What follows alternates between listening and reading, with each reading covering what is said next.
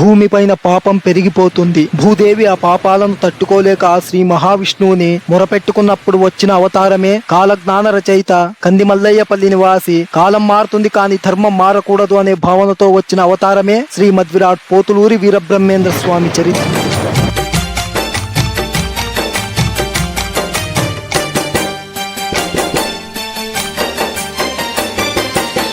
ప్రభు, భూమిపై పాపాలు చాలా పెరిగిపోయాయి.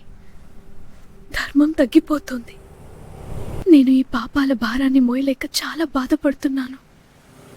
భూదేవి ప్రార్థనకు స్పందించిన మహావిష్ణువు ఇలా అంటారు: ఓ ధరణి, నువ్వు చెప్పే మాటల్లో ఎంతో మనోవేదన ఉంది.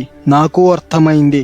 నేను యుగ ప్రారంభంలోనే చెప్పాను, పాపులను శిక్షించడానికి, ధర్మాన్ని రక్షించడానికి, లోక కళ్యాణం కోసం ప్రతి యుగాన అవతరిస్తాను. నేను వస్తాను. నేను విన్నాను, నేను ఉన్నాను. ఇక నువ్వు నా దగ్గర నుంచి సెలవు తీసుకో. మిగిలింది నేను చూసుకుంటా. ధన్యోస్మి ప్రభు. నేనిక సెలవు తీసుకుంటాను. శివ,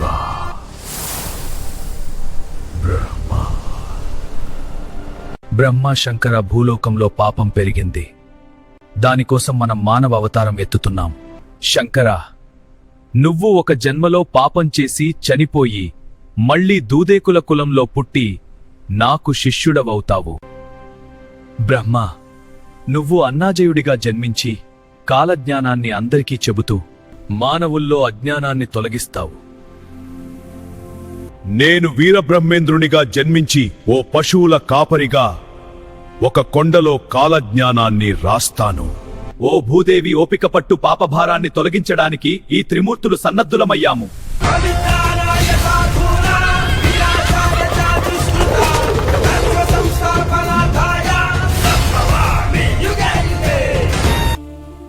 సంతానం లేని దుఃఖంతో ఈ దంపతులు పవిత్ర క్షేత్రాలను సందర్శిస్తూ భగవంతుడిని ప్రార్థిస్తూ తిరిగారు. సంతానం లేని దుఃఖంతో ఈ దంపతులు పవిత్ర క్షేత్రాలను సందర్శిస్తూ భగవంతుడిని ప్రార్థిస్తూ తిరిగారు. తీర్థయాత్రలు జరుపుకుని ఆ రోజు కాశీపట్టణంలో పడుకున్నప్పుడు శ్రీ మహావిష్ణువు వచ్చి కలలో ఇలా చెబుతాడు: తల్లి, లోక కళ్యాణం కోసం నేను జన్మిస్తున్నాను నీ గర్భంలో. నా రాకతో నీకు పుత్ర సంతానం కలుగుగాకనా. నిన్న రాత్రి నాకు శ్రీ మహావిష్ణువు కలలో దర్శనమిచ్చారు. మనకు పుత్ర సంతానం కలుగుతుందని ఆశీర్వదించారు. నాకు పుత్ర సంతానం కలిగితే నేను జీవ సమాధి అవుతాను అని ఆ కాశీవాసుడికి మొక్కలు.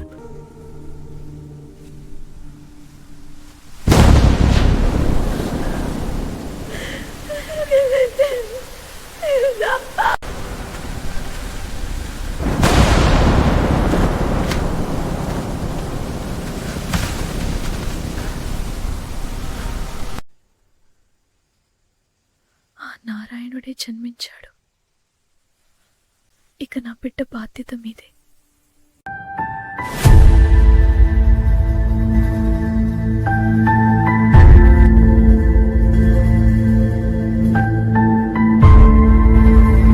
అవతారమెత్తావు ఓ స్వామి బ్రహ్మయ్యా, విద్యలు నేర్పావు ఓ స్వామి బ్రహ్మయ్యా. నారాయణుడి రూపం ఓ స్వామి బ్రహ్మయ్యా, ఇంతింతై పెరిగావు ఓ స్వామి బ్రహ్మయ్యా. తోటి పిల్లలతో నువ్వు అల్లరి చేశావు, రామకృష్ణ అవతారం నీది బ్రహ్మయ్యా. అలా ఆశ్రమంలో పెరుగుతున్న బాలుడును వీరభోజయచారి వీరపాపమాంబ అనే దంపతులు దత్తత తీసుకుంటారు. మహర్షి, ఇదే దైవ సంకల్పం. ఆ బాలుడు మీకు దత్తత. వీరబ్రహ్మేంద్ర స్వాముల వారికి 19వ ఏట వచ్చినప్పుడు తన తండ్రి వీరభోజయాచార్య మరణిస్తారు. అమ్మా, బాధపడకండి. తల్లి, నేను దేశాటన వెళ్తున్నాను. నన్ను ఆశీర్వదించండి. కుమారా, నా హృదయం విరిగిపోతోంది. దయచేసి వెళ్ళొద్దని కోరుతున్నాను. కన్నీరు పెట్టకండి నా తల్లి. ఈ మాయాజీవము ఎప్పటికీ శాశ్వతము కాదు. అలా స్వామివారు ఎంత చెప్పినా వినిపించుకోకుండా తన తల్లి బాధపడుతూ ఉంటుంది. తల్లి, ఈ శరీరం పిండోత్పత్తి ద్వారా ఏర్పడుతుంది. ఇది పంచభూతాల సమాహారం. జననం, మరణం అనేవి సహజ ధర్మాలు. ఈ రోజు పుట్టినవాడు గిట్టక మానడు. అలాంటిది ఈ దేహం మీద మీకెందుకు అంత మక్కువ? ఎంత నన్ను చెప్పినా వెళ్ళనివ్వండి. వినిపించుకోకపోయేసరికి స్వామివారు తన విష్ణువతారాన్ని చూపించారు.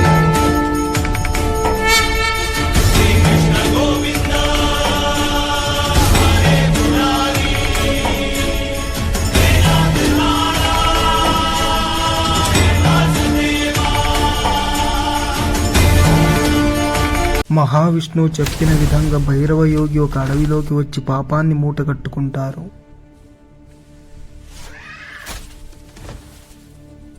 దూడను చంపిన బాధలో భైరవ యోగి నడుచుకుంటూ వస్తున్న సమయంలో శ్రీ వీరబ్రహ్మేంద్ర స్వామి వారు ఈ ఎదురుపడతారు. పాపాన్ని ఎలా కడుక్కోగలను మహాప్రభు?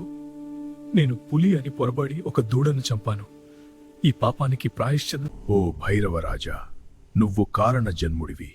నువ్వు త్వరలో మరణించి నాకు శిష్యుడివి అవుతావు. నా జన్మ ధన్యమైంది స్వామి.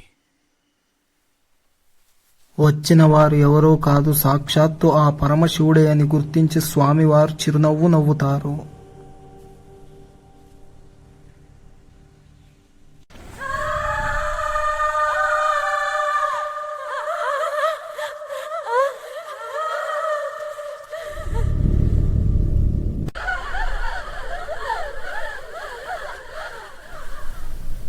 అతను చావలేదు. భూమి మీద బ్రతడానికి తిండి అలాగే ఉంది. నా మాట విని కిందకు దించండి. చనిపోయిన వ్యక్తిని ఎలా బ్రతికిస్తారు అని స్వామివారిని తిట్టుకుంటూ ఆ శవాన్ని దింపుతారు ఆ ఊరి ప్రజలు.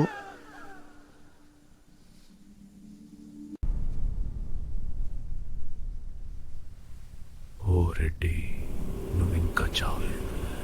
చనిపోయిన మనిషి లేవగానే స్వామివారి యొక్క శక్తి అర్థమవుతుంది. స్వామివారు దేశాటన చేస్తూ బనగానపల్లె అనే గ్రామంలో రాత్రి గరిమిరెడ్డి అచ్చమ్మ ఇంటి దగ్గర పడుకుంటారు. తెల్లవారుజామున అచ్చమ్మవారు వాకిలి తీయగానే స్వామివారిని ఆశ్చర్యంగా చూస్తూ స్వామివారిని నిద్రలేపుతారు. అలా పడుకున్న స్వామిని నిద్రలేపి ఇలా అడుగుతారు. ఎవరయ్యా నువ్వు? ముఖం చూస్తే రాజులా మెరుస్తుంది. నీ వేషం చూస్తే ఒక కాపరిగా ఉన్నావు. నేను దేశాటన కోసం వస్తూ మీ ఇంటి ముందున గోవులను చూశాను. మీరు తిండి వస్తే ఇస్తే నేను గోవులను కాస్తాను.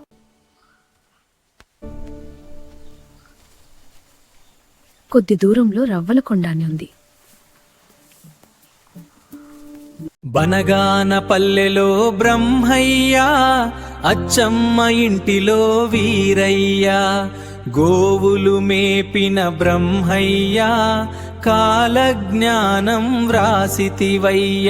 తల్లివి నీవే బ్రహ్మయ్య, నా తండ్రివి నీవే వీరయ్య. జయ జయ మంగళ బ్రహ్మయ్య, జయ శుభ మంగళ వీరయ్య. నందామయ గురుడ నందామయ, కలికాల మహిమలు విందామయ. వీరబ్రహ్మంగారు వీధమ్మట వస్తారు, వీరబ్రహ్మంగారు వీధమ్మట వస్తారు, ఇంటింటికి ధరిని కంటారయా. తాటి చెట్టు మీద తాబేలు కూయంగ, తాటి చెట్టు మీద తాబేలు కూయంగ, తాటి ఎత్తు గంగా పొంగేనయా. రావి చెట్టు మీద రాజసం పూసాది, రాజులకు రణయుద్ధమొస్తాదయా, రాజులకు రణయుద్ధమొస్తాదయా. వరికూడు తింటారు, వరుసలు మార్చేరు. అలా కాలజ్ఞానాన్ని వ్రాస్తున్న బ్రహ్మేంద్ర స్వామిని చూసి అచ్చమ్మ సాక్షాత్తు నారాయణుడే అని నమ్మింది. స్వామి, నేను ఒక గోవుల కాపరిగా చూశాను. మీ అవతారాన్ని చూసి ధన్యురాలనయ్యాను. క్షమించండి. అచ్చమ్మా, నువ్వు చేసినది తప్పు కాదు. దైవం ఎవరికి ఎలా కనిపించాలో అలా కనిపిస్తుంది. లేచి నిలబడు. నీకు నా ఆశీర్వాదం ఎప్పుడూ ఉంటుంది. స్వామి, నా కొడుకు కంటి చూపు లేక బాధపడుతున్నాడు. దయచేసి ఆ బాధ నుండి విముక్తిని ప్రసాదించండి. అలా స్వామివారు బాలుడిపై చేయి పెట్టగానే కంటి చూపు వస్తుంది. ఆ బాలుడు సంతోషంతో పరవశించిపోతాడు. స్వామి, దయచేసి మీరు కొండగో రాసిన దాని గురించి చెప్పండి. అలా అచ్చమ్మ కాలజ్ఞానాన్ని వివరించమని అడుగుతుంది. పగలేమో అక్క చెల్లెలనుకుంటూ రాత్రులు రతులలో మునిగిపోతారమ్మా. ముందు ముందు జరిగే వింతల్ని గనవమ్మా. నేను చెప్పేవి జరిగి తీరుతాయమ్మా. ఓ తల్లి అచ్చమ్మ, నా తల్లి అచ్చమ్మ, కాలజ్ఞానాన్ని చెబుతున్న వినవమ్మా. అర్ధరాత్రి చిమ్మ చీకట్లోన మండేటి సూర్యుడు ఉదయిస్తాడమ్మా. అమావాస్య నాడు ఆకాశంలో నిండు చందమామ కనిపిస్తాదమ్మా. స్వామివారు రాసిన కాలజ్ఞానాన్ని కొంత భాగం శిష్యుల కోసం భక్తుల కోసం ఉంచారు. మిగిలింది ఒక చింత చెట్టు కింద పూడ్చి స్వామివారు ఇలా చెబుతారు. కలియుగం చివరిలో నేను వీరభోగ వసంతరాయుడిగా పుడతాను. అప్పుడు ఈ మొక్క పెద్దై చెమంతి పూలు పూస్తుంది. అచ్చమ్మ, ఈ మొక్క బాధ్యత నీది. నేను చెప్పిన కాలజ్ఞానాన్ని అందరికీ వివరించు. నేను ఇక బయలుదేరుతాను.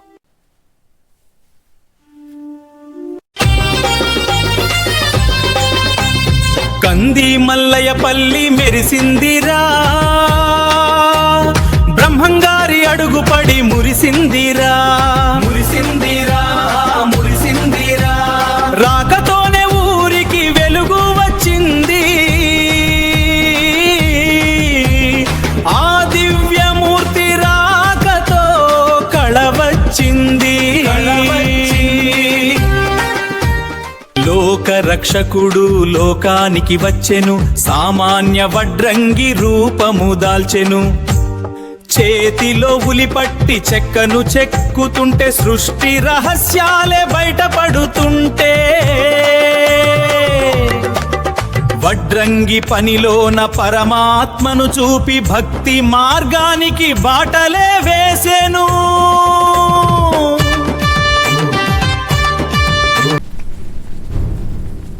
ఈ పోలేరు తల్లికి 50 మూగజీవులను బలి ఇస్తున్నాము. ఇవ్వడానికి ముందు అందరూ చందాలిచ్చారా? యో వడ్రంగి, చందాలు ఇవ్వమంటే దిక్కులు చూస్తావా? నువ్వు కూడా ఈ ఊరిలోనే ఉంటున్నావు కదా. ఆ మూగజీవులను ఎందుకు బలి ఇస్తారు? అయినా నేను వడ్రంగిని. బతుకు తెరువు కోసం ఊరొచ్చాను. నాతో డబ్బులు లేవుకున్నాను. అయినా బతుకు తెరువు కోసం మా ఊరే కావాలా నీకు? అవన్నీ కుదరవు. చందా ఇవ్వాల్సింది. చుట్టాను అంటించుకోవడానికి నిప్పు దొరకదు. ఓ పెద్ద మనిషి, పోలేరమ్మకు చెప్పమంటావా నిప్పును తేవడానికి? ఓ పోలేరు! అమ్మవారు నిప్పును తేవగానే ప్రజలు భయాందోళనకు గురవుతారు. అప్పుడు స్వామివారి యొక్క దైవాన్ని తెలుసుకుంటారు. గోవిందమ్మ వేచి ఉందయ్యా, ఓ బ్రహ్మయ్యా, ఓ బ్రహ్మయ్యా, కలలోకి వస్తున్నవయ్యా, ఓ బ్రహ్మయ్యా, ఓ బ్రహ్మయ్యా, నీ సేవలు చేయగా వస్తున్నారయ్యా, ఓ బ్రహ్మయ్యా, ఓ బ్రహ్మయ్యా. గోవిందమ్మ ఎవరో కాదయ్యా, మా లక్ష్మమ్మ, మా లక్ష్మమ్మ. ఆ స్వామివారు నాకు కలలో వస్తున్నారు. నేను ఆ స్వామివారిని వివాహం చేసుకోవాలని అనుకుంటున్నాను. అలా కాదమ్మా. ఎవరో తెలియని ఒక సన్యాసికి ఇవ్వడానికి మీ నాన్న మనసు ఒప్పుకోవట్లేదమ్మా. వారు సన్యాసి కాదు తండ్రి గారు, శ్రీ జగద్గురు. సరేనమ్మా, ఆలోచిస్తాను. స్వామివారు ఒకరోజు స్నానానికి వెళుతుండగా ఒక చనిపోయిన కుక్క కనిపిస్తుంది. దానిని బ్రతికిస్తారు. స్వామి, ఆ కుక్క ఆయుష్ ముగిసింది కదా, ఆ చనిపోయిన దాన్ని ఎందుకు బ్రతికించారు? కుక్క ఆయుష్ ఇంకా ఉంది. ప్రమాదవశాత్తు చనిపోయింది. దాని అదృష్టం బాగుంది, నా కంటపడింది. అక్కడ జరిగిన సంఘటనను గోవిందమ్మ తండ్రి గారు గమనిస్తారు. స్వామి, నా కూతురు మిమ్మల్ని ఇష్టపడుతుంది. దయచేసి మీరు ఈరోజు మా ఇంటికి భోజనానికి రావాలి. పద్ధతి. గోవిందమ్మ గారి తండ్రి గారి పిలుపుకు స్వామివారు నాకు సమ్మతమే అని అక్కడి నుంచి సెలవు తీసుకుంటారు. గోవిందమ్మ తండ్రి గారి కోరిక మేరకు స్వామివారు వారి ఇంటికి వెళతారు. మనల్ని దైవమే కలుపుతుంది. చింతించుకో, నేను వచ్చాను, నేను చూసుకుంటాను. పొల రండి రండి, భోజనం సిద్ధంగా ఉంది. దయచేసి నేను తీసుకొచ్చిన దాన్ని వడ్డించండి. అలా స్వామివారు ఆహారం ఇచ్చింది తెరవగానే అవి పలహారాలు అయ్యాయి. అవి చూసి ఆశ్చర్యంతో స్వామివారు దైవ సంభూతులు అని తెలుసుకున్నారు. మీరు నిజంగా దైవ సంభూతులు. దయచేసి మీరు మా కూతుర్ను వివాహమాడ. అలా చెప్పగానే ఇదే దైవ సంకల్పం అంటూ స్వామివారు ఒప్పుకుంటారు. మంగళమమ్మా మంగళము వీర బ్రహ్మేంద్ర స్వామికి మంగళము. మంగళమమ్మా మంగళము గోవిందమ్మ తల్లికి మంగళము. మంగళమమ్మా మంగళము విష్ణుమూర్తికి మంగళము. మంగళమమ్మా మంగళము శ్రీలక్ష్మీదేవికి మంగళము.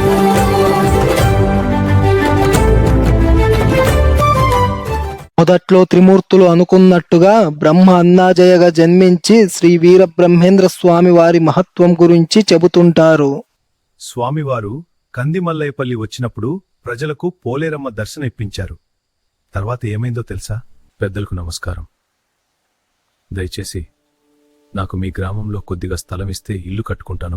ఒక్క రోజులోనే ఇల్లు కట్టుకుంటానంటే చెప్పు, లేకపోతే వడ్రంగి పని చేసుకుంటూ ఈ గ్రామంలోనే ఉండాలి. ఒక్కరోజు ఎందుకు, ఈ రాత్రికే కట్టేస్తాను. సరే కట్టు. కట్టకుంటే రేపుంటుంది నీకు. అలా స్వామివారు రాత్రికి రాత్రే ఇల్లు కట్టుకోగానే ప్రజలు స్వామివారిని దుష్టశక్తిలా భావిస్తారు.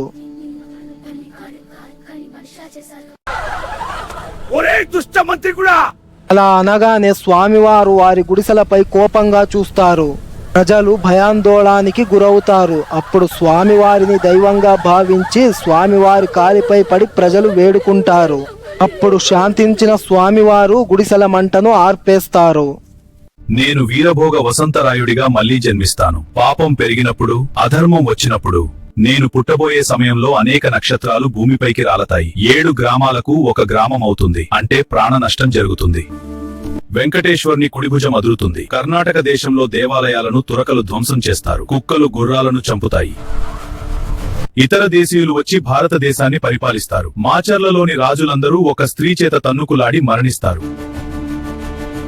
అడవి మృగాలు అడవులలో నుంచి గ్రామాలు పట్టణాలలోనికి ప్రవేశిస్తాయి. నీళ్లతో దీపాలను వెలిగిస్తారు.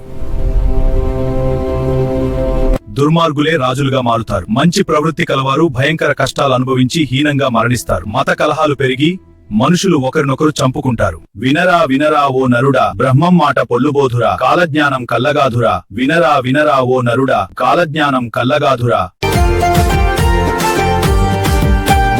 బ్రహ్మంగారు వచ్చెనయా, ఊరు వాడ కదిలెనయా. గోవిందమ్మతో వచ్చెనయా, పండగలాగా జరిపెనయా. ఆ విష్ణుమూర్తే బ్రహ్మయ్యా, ఈ గోవిందమ్మే లక్ష్మమ్మ. శిష్టులను రక్షించెనయా, దుష్టులను శిక్షించెనయా. స్వామివారికి 4 కుమారులు, 1 కుమార్తె. మొత్తం 5 సంతానం. నమో నారాయణాయ నమః. ఓం నారాయణాయ నమః. కాలక్రమేణా స్వామివారి కొడుకులు పెరిగారు. స్వామివారి మహిమ దేశమంతా వ్యాపించింది. నందామయ గురుడ నందామయ, కలికాల మహిమలు విందామయ. నందామయ గురుడ నందామయ, కలికాల మహిమలు విందామయ.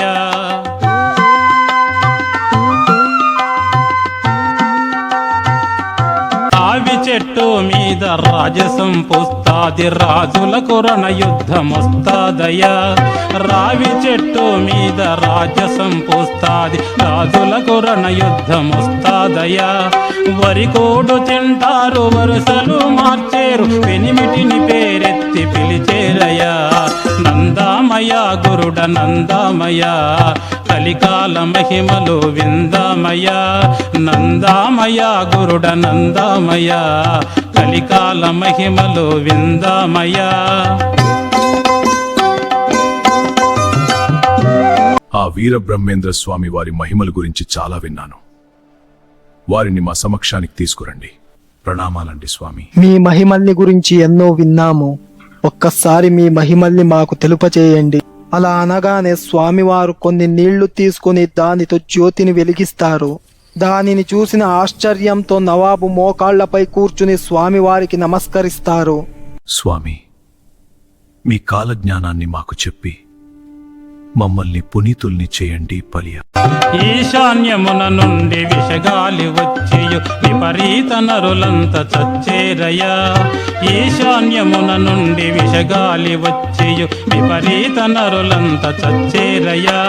కపటాకి రాతకుల ఖండించి వేయును కలికావతారుడు వచ్చేనయ్యా. నందామయ గురుడ నందామయ కలికాల మహిమలు విందామయ. నందామయ గురుడ నందామ.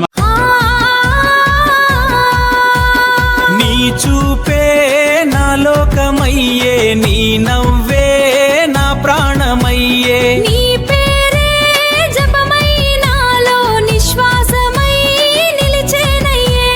నీ వెంట నడిచే దారిలో నడకకే పండుగయ్యే. నీ చెయ్యి నా చెయ్యిలో ఉంటే కాలమే ఆగిపోయేనయ్యే. అలా ఎంతగానో ప్రేమిస్తున్న సయ్యద్కు వీరబ్రహ్మేంద్ర స్వామి వారు కంటపడతారు. స్వామివారు సయ్యద్ను చూసి చిరునవ్వు నవ్వుకుంటూ వెళ్లిపోతారు. కాని సయ్యద్కు మాత్రం ఏదో తెలియని గందరగోళం, తప్పిపోయిన బిడ్డకు అమ్మ కనిపించినంత అనుభూతి కలిగింది. సిద్ధయ్య నిద్రలో ఉండగా శివుడు కలలో వచ్చి ఇలా అంటారు, వచ్చిన కార్యానికి సమయం ఆసన్నమైంది, నీ గురువును చెరుకు.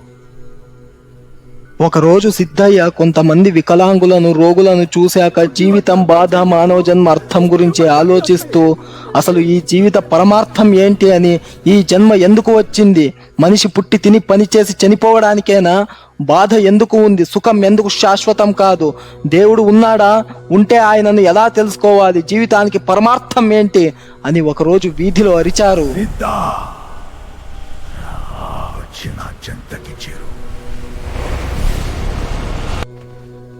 అలా కళ్ళు తెరిచి చూస్తే స్వామివారి ఇంటికి కొద్ది దూరంలో పడి ఉంటారు. సిద్ధయ్యకు ఆశ్చర్యం, గందరగోళం మొదలయ్యాయి. ఇంతవరకు వచ్చినానంటే ఏదో జీవిత పరమార్థం ఉంది అని తెలుసుకుని స్వామివారి ఇంటి దగ్గరకు బయలుదేరుతారు.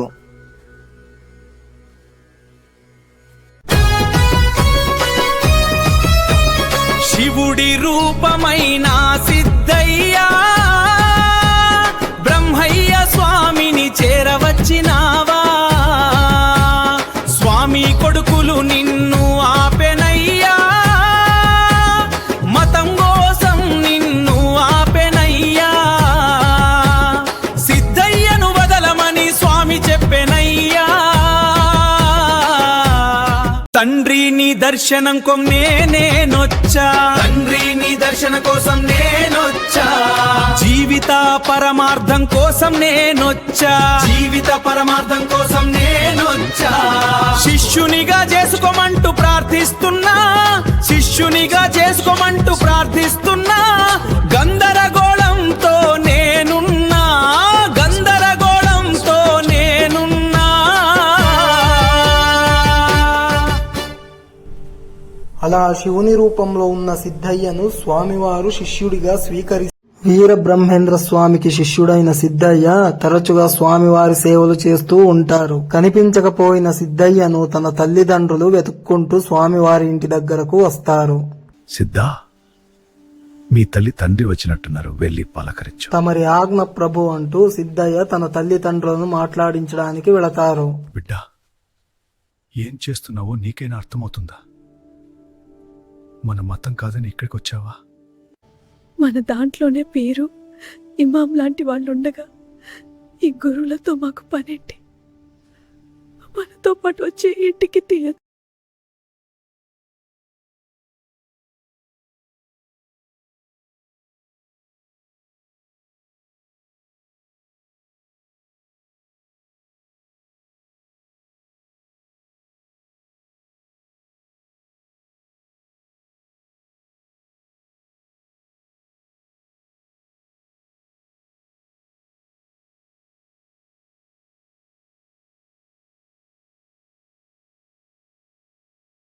అలా సిద్ధయ్య తన తల్లిదండ్రులకు నచ్చజెప్పి ఇంటికి పంపుతారు. కంది మల్లయ్య పల్లెలో ఒక వ్యక్తి స్వామి మరియు తమ శిష్యుల కోసం మాంసాన్ని తీసుకువచ్చి ఆరగించండని ఇస్తారు. సిద్ధయ్య ఆ మాంసాన్ని వడ్డించడానికి చేతిలోకి తీసుకోగానే స్వామివారి సంకల్ప శక్తితో అవి పలహారాలు అయ్యాయి. దానితో ఆ పెద్ద మనిషి స్వామివారి పాదాల చెంతకు చేరి తప్పైందని క్షమించండంటూ వేడుకుంటారు. స్వామివారు ఆ వ్యక్తిని ఓదారుస్తూ తప్పు చేయని నరుడంటూ లేదు, ఆ తప్పుని సరిదిద్దుకోవడమే మానవుని యొక్క లక్షణం. అప్పుడు స్వామివారు ఉపదేశాలను ప్రారంభిస్తారు. ఆరేదొండా తీగ నా మఠముపై పుట్టి 7 గడియల్లోనే మఠమంతా పాకి మఠములోకెళ్ళేటి మార్గము లేక 107 రోజులు పూజలుండావయ్యా. మక్కలోన నల్ల పండి బుట్టి మహమ్మదీయుల్లోన తగువు పెట్టేనయ్యా. పట్టుకోను పోతే ఆ పంది బెజవాడ కృష్ణానదికి వచ్చి మాయమైతుందయ్యా. అరికాలి మంటలు నెత్తికి ఎక్కి వేలాది జనులు అరిచి చస్తారయ్యా. సయ్యద్ తన మార్గం మార్చుకున్నాడని విన్నాను. వెంటనే అతడిని నా సమక్షానికి తీసుకురండి.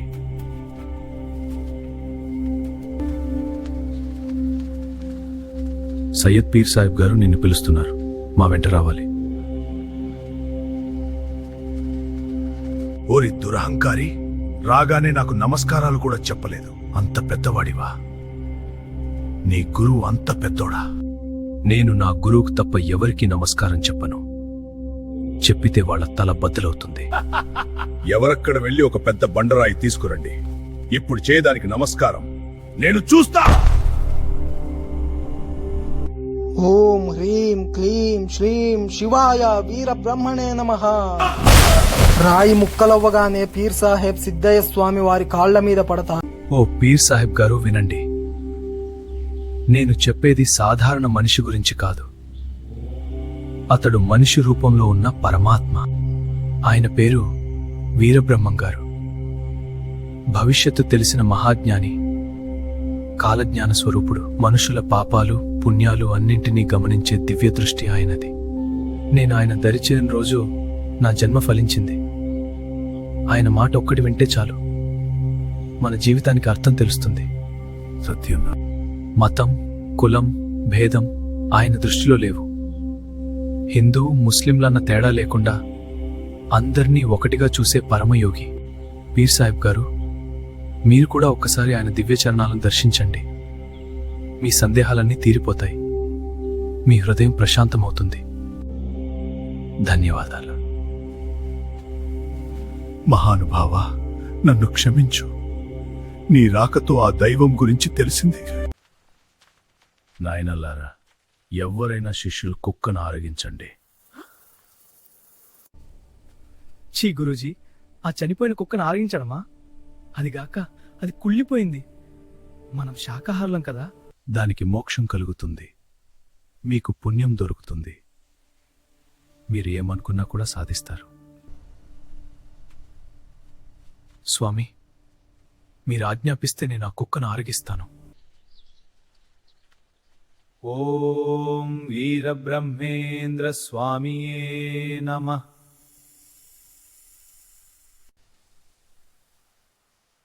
ఇప్పుడే అర్థమైంది సిద్ధయ్య దైవస్వరూపుడు. ఆయనకు కూడా శక్తులున్నాయి. ఏమమ్మా గోవిందమ్మా, జీవ సమాధి అవుతానమ్మా. సిద్ధయ్య దానికి ఒప్పుకోడు, నువ్వైనా నచ్చజెప్పు. బనగాన పల్లెకు పంపు, పూలను కోసుకురమ్మని చెప్పు. ఏమయ్యా సిద్ధయ్యా, బనగాన పల్లెకు వెళ్ళు, పూలన్నీ కోసుకో. పూజకు కావాలంట, నెమ్మదిగా వెళ్ళిరా పో. సాయంత్రం కావాలంట స్వామివారి ఆజ్ఞ. ప్రతి సంవత్సరం వైశాఖ శుద్ధ దశమి రోజున భక్తులు నా మాలాధారణ వేసుకుని ఈ కందిమల్లయ్యపల్లిని సందర్శిస్తారు. 5000 సంవత్సరాలు గడిచిన తర్వాత నేను అవతరిస్తాను. నా సతీమణి ముత్తైదువుగా ఉంటుంది. నేను జన్మించి ఉంటాను. వీర బ్రహ్మేంద్ర స్వాముల వారికి జై, వీరప్పయ్యకు జై, వీరభోగ వసంతరాయులుకు జై. ఓం శ్రీ స్వామియే హై శరణం బ్రహ్మయ్య. నువ్వు తాళి గాజులు తీయకు. అఖిలాండ కోటి బ్రహ్మాండ నాయుడికి జై, జై వీర బ్రహ్మ జై. అయ్యా బ్రహ్మయ్యా, గురువీర బ్రహ్మయ్యా, నేనేమి చేసి తినయ్యా, నన్నెలా విడిచితివయ్యా, నన్నొదిలి వెళ్ళినావయ్యా, నాకీ జీవము వద్దయ్యా, ఈ ప్రాణము వద్దయ్యా, ఓ నా వీర బ్రహ్మయ్యా. నమో నమో శ్రీ హరి నమో నమో.